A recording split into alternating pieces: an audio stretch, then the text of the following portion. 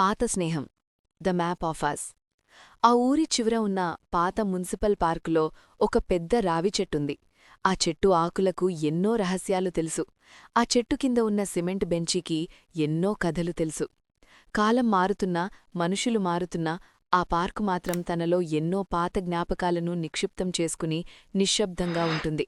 ఆ రోజు సాయంత్రం కూడా ఆ పార్కు అలాంటి ఒక అపురూపమైన కలయికకు సాక్షిగా నిలవబోతోంది. గోపి, వాసు చిన్నప్పుడు ఒకే కంచంలో తిని ఒకే సైకిల్ మీద ఊరంతా తిరిగిన ప్రాణ స్నేహితులు. ఒకరి కంట్లో నలసుపడితే మరొకరి కన్ను నీరు కార్చేంత అనుబంధం వారిది. కాని కాలం ఎప్పుడూ ఒకేలా ఉండదు కదా. 20 ఏళ్ల క్రితం జరిగిన ఒక చిన్న అపార్థం, ఒక చిన్న ఈగో సమస్య వారిద్దర్నీ విడదీసింది. మాటలు ఆగిపోయాయి, దారులు వేరయ్యాయి. జీవితపు పరుగుపందంలో ఎవరికి వారే యమునా తీరే అన్నట్లు బతికారు. ఇప్పుడు 20 ఏళ్ల సుదీర్ఘ విరామం తర్వాత ఇద్దరూ అదే పాత పార్కులో కలుసుకుంటున్నారు. సాయంత్రం 5 గంటలు. సూర్యుడు పడమటి కొండల వెనుక దాక్కునే ప్రయత్నంలో ఉన్నాడు. గోపి పార్కు గేటు తీసుకుని లోపలికి అడుగుపెట్టాడు. వయసు 50 దాటుతోంది. జుట్టు నెరిసింది. ఒంటిమీద ఖరీదైన సిల్క్ చొక్కా, కళ్లకు బ్రాండెడ్ కూలింగ్ గ్లాసెసున్నాయి. కాని అతని నడకలో మునుపటి చురుకుదనం లేదు. అదే సమయంలో మరోవైపు నుండి వాసు వచ్చాడు. ఇస్త్రీ నలగని ప్యాంటూ షర్టు వేసుకున్నాడు. చేతికి ఒక పెద్ద స్మార్ట్ వాచ్ ఉంది.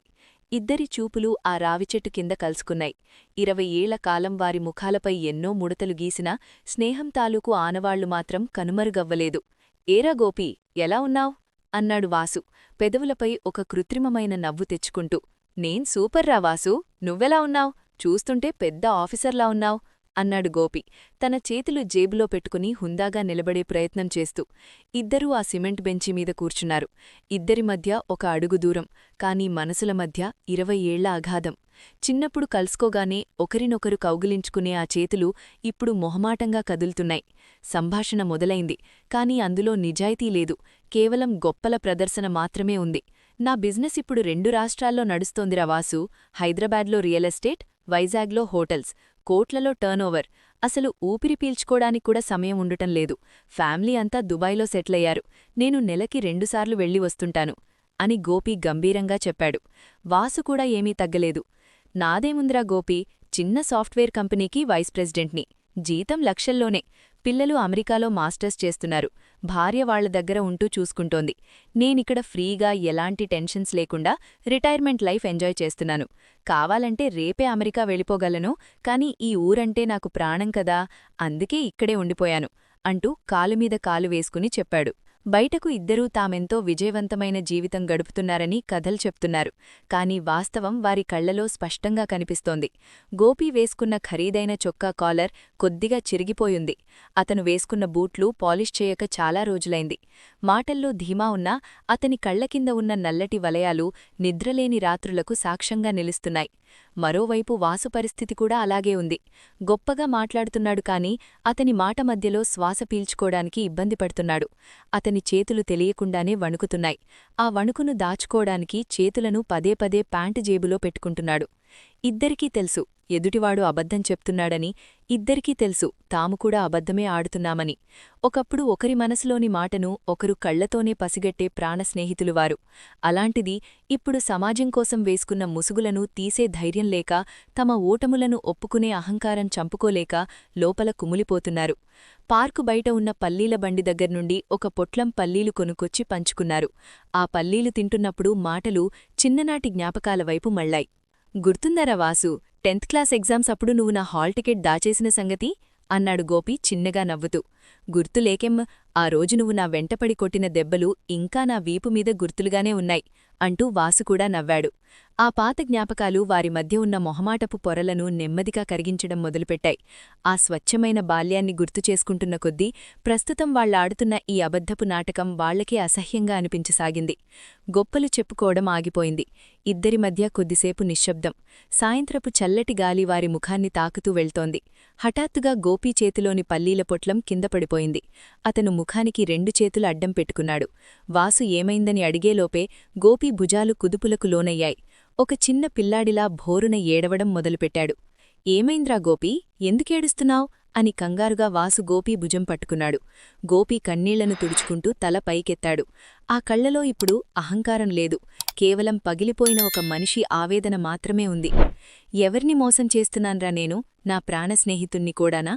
నా బతుకు ఒక పెద్ద శూన్యంరా వాసు అని గోపీ గొంతు వణికింది. ఏ కోట్లలో టర్నోవరు లేదురా.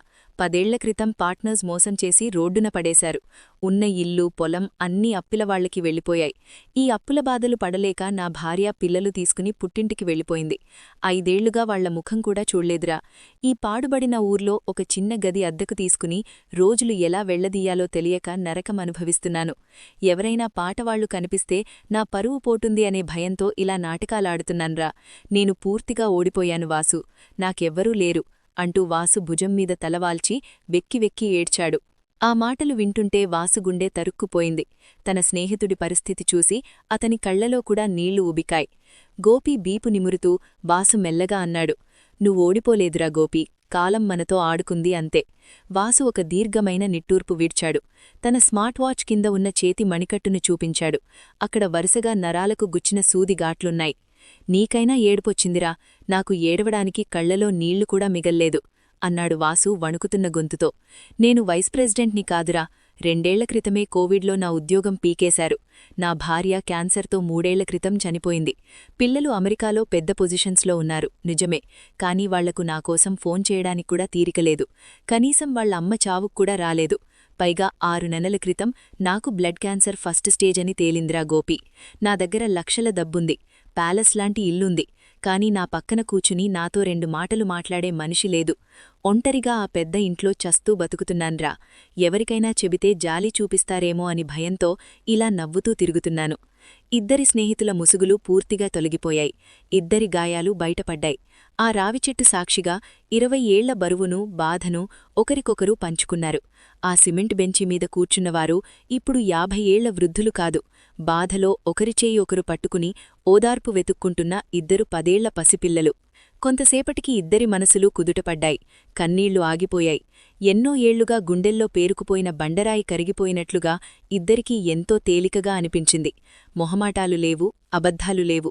వారి మధ్య ఇప్పుడు స్వచ్ఛమైన, నిజాయితీతో కూడిన పాత స్నేహం మాత్రమే మిగిలింది. గోపీ కళ్ళు తుడుచుకుని వాసువైపు చూసి నవ్వాడు. ఏడుపులోంచి పుట్టుకొచ్చిన ఆ నవ్వులో ఒక కొత్త ఆశ ఉంది. సరే, జరిగిపోయిందాన్ని మనం మార్చలేం కదా, కాని ఇక ముందు జరగబోయేదాన్ని మనం రాయొచ్చు కదా అన్నాడు గోపి. ఆశ్చర్యంగా చూశాడు వాసు. నీకు తోడులేదు, నాకు నీడలేదు, మరి మనం ఎందుకు కలవకూడదు అన్నాడు గోపి ఆప్యాయంగా. నువ్వా పెద్ద ఇంట్లో ఒంటరిగా ఎందుకుండాలి? నేను నీ దగ్గరకొచ్చేస్తాన్రా. నాకు ఉండడానికి సరైన ఇల్లు దొరికినట్లుంటుంది. నీకు వండిపెట్టే బాధ్యత, ఆసుపత్రికి తీసుకెళ్లే బాధ్యత నాది. నువ్వు నా తోడుంటే చాలు, నేను బతకడానికి ఒక కారణం దొరుకుతుంది. ఆ మాటలు వినగానే వాసు ముఖంలో ఎన్నో ఏళ్ల తర్వాత ఒక నిజమైన ఆనందం వెల్లివిరిసింది. ఒంటరితనపు భయంతో వణుకుతున్న అతని మనసుకు గోపీ మాటలు ఒక బెచ్చని దుప్పటిలా అనిపించాయి. నిజంగా వస్తావారా వాసు అని అడిగాడు వాసు నమ్మలేనట్లుగా. రాకెక్కడికి పోతాన్రా వదవా, చిన్నప్పుడు నా కాపీ కొట్టి పాసయ్యావు, ఇప్పుడు నా వంట తిని బతుకు అంటూ వాసు భుజం మీద సరదాగా కొట్టాడు గోపి. ఇద్దరూ బిగ్గరగా నవ్వారు. ఆ నవ్వుల శబ్దానికి రావిచెట్టు ఆకులు కూడా సంతోషంగా తలలూపాయి.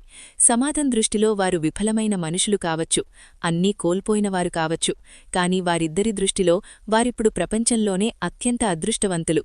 ఎందుకంటే కష్టకాలంలో చెయ్యి పట్టుకుని నడిపించే ఒక స్నేహితుడు వారికి దొరికాడు. సూర్యుడు పూర్తిగా అస్తమించాడు. చీకటి పడుతోంది. కాని గోపీ వాసుల జీవితాల్లో మాత్రం ఒక కొత్త ఉదయం మొదలైంది. ఒకరి భుజం మీద మరొకరు చెయ్యి వేసుకుని కొత్త ఆశతో, కొత్త అడుగులతో ఆ పార్కు నుండి బయటకు నడిచారు.